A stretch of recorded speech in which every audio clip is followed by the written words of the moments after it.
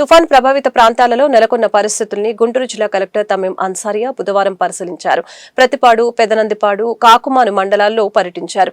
ప్రతిపాడు వద్ద కొండవీడు లోయ వాగు వద్ద నీటి ప్రవాహం పరిశీలించారు. ప్రతిపాడు గ్రామంలో కాల్వల పూడికలు తీస్తున్న పనులు పరిశీలించారు. జిల్లా పరిషత్ ఉన్నత పాఠశాలలో ఏర్పాటు చేసిన పునరావాస కేంద్రాన్ని తనిఖీ చేశారు. పెదనందిపాడు మండలం వరగాని గ్రామం వద్ద నక్కల వాగును పరిశీలించి నక్కల వాగు, మేకల వాగును ట్రాక్టర్పై దాటుకుంటూ వరగాని, నందివాడు, నల్లవాగు వంతెన వద్దకు జిల్లా కలెక్టర్ చేరుకున్నారు. పెదనందిపాడులో ఏర్పాటు చేసిన పునరావాస కేంద్రాన్ని తనిఖీ చేశారు. ఈ సందర్భంగా మీడియాతో కలెక్టర్ మాట్లాడుతూ నక్కల వాగు, మేకల వాగుల వలన పంట పొలాలు మునగటం జరిగిందని చెప్పారు. నిబంధనల మేరకు 2 రోజుల్లో పంట నష్ట అంచనాలు తయారు చేయడం జరుగుతుందని చెప్పారు. తుఫాన్ అనంతరం చర్యలు వేగవంతం చేశామని చెప్పారు. పారిశుద్ధ్య లోపం లేకుండా చూడాలని ఆదేశించామని అన్నారు. విద్యుత్ పునరుద్ధరణ జరుగుతుందని చెప్పారు. రహదారులపై 84 చెట్లు పడిపోయాయని వాటిని తక్షణం తొలగించే ఏర్పాట్లు చేశామని అన్నారు. జిల్లాలో ఎటువంటి అవాంఛనీయ సంఘటనలు జరగలేదని వివరించారు. పునరావాస కేంద్రాలలో ఉన్న వారికి నిత్యావసర సరుకులు పంపిణీ చేయాలని ముఖ్యమంత్రి ఆదేశించారని చెప్పారు. జిల్లాలో 153 పునరావాస కేంద్రాలలో 9,000 మంది ఉన్నారని వారికి నిత్యావసర సరుకుల కిట్లు సిద్ధం చేస్తున్నామని తెలిపారు.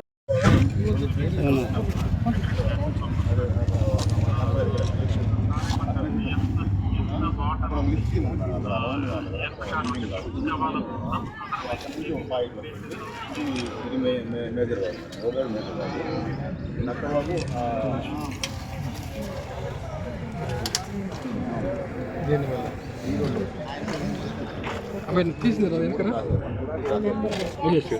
తీసినారా కదా సార్, నాకు కూడా అవకాశం ఇవ్వాలిగా.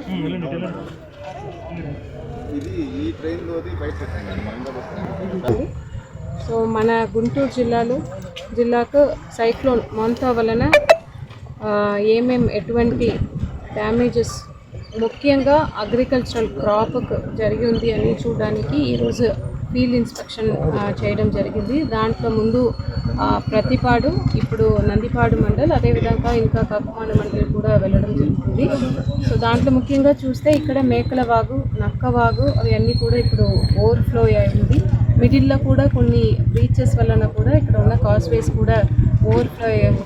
దాన్ని కూడా ప్రజలు ఎవరు కూడా దాన్ని వాడకుండా ఫిజికల్ బ్యారియర్ పెట్టి చేస్తున్నాము. అదేవిధంగా ఇక్కడ ఎక్కువ పత్తి, అదేవిధంగా మిరప కూడా వేసి ఉన్నారు. ఈ ఏరియాలో చూస్తే ఎక్కువ డ్యామేజ్ అయి ఉంది. సో దాన్ని కూడా ఇప్పుడు అగ్రికల్చర్ డిపార్ట్మెంట్, అదేవిధంగా హార్టికల్చర్ డిపార్ట్మెంట్ ద్వారా పూర్తిగా ఎన్యూమరేషన్ వేసి ఎవరైతే నష్టపోయి ఉన్నారో ఫార్మర్స్ కూడా ఇవ్వడానికి ఇప్పుడు చర్యలు తీసుకుంటాము. అదేవిధంగా ఇక్కడ మన గుంటూరు జిల్లాలో చూస్తే ఇప్పటికే ఒక 153 రిలీఫ్ సెంటర్స్ ఓపెన్ చేసి ఉన్నాము. దాంట్లో 9,000 మెంబర్స్ ఉన్నారు. వారు అందరూ కూడా ఇప్పుడు వర్షం కూడా ఇప్పుడు ఆగి ఉంది. వారికి ఇప్పుడు మనకు గవర్నమెంట్ నుంచి జీవో కూడా వచ్చి ఉంది. వారందరికీ కూడా కావాల్సిన ఎసెన్షియల్ కమోడిటీస్ వారికి ఇచ్చి వారిని ఇంటికి పంపిస్తాము. అదేవిధంగా వారి యొక్క నష్టపరిహారం అంటే ఒక్కొక్క ఫ్యామిలీకి కూడా 3,000 రూపీస్ అది కూడా ఇప్పుడే ఈరోజే జీవో వచ్చి ఉంది. ఆ పనిలో ఇప్పుడు అందరూ mandal level special officers, tahsildars అందరూ కూడా ఆ ఎన్యూమరేషన్ పనిలో ఉన్నారు. సో మన గుంటూరు జిల్లాలో చూస్తే ఎక్కడ కూడా ఎటువంటి ప్రాణ నష్టం కానీ జరగలేదు. అగ్రికల్చరల్ డ్యామేజ్ జరిగినది ఇప్పుడు ఎన్యూమరేషన్ చేస్తున్నాము.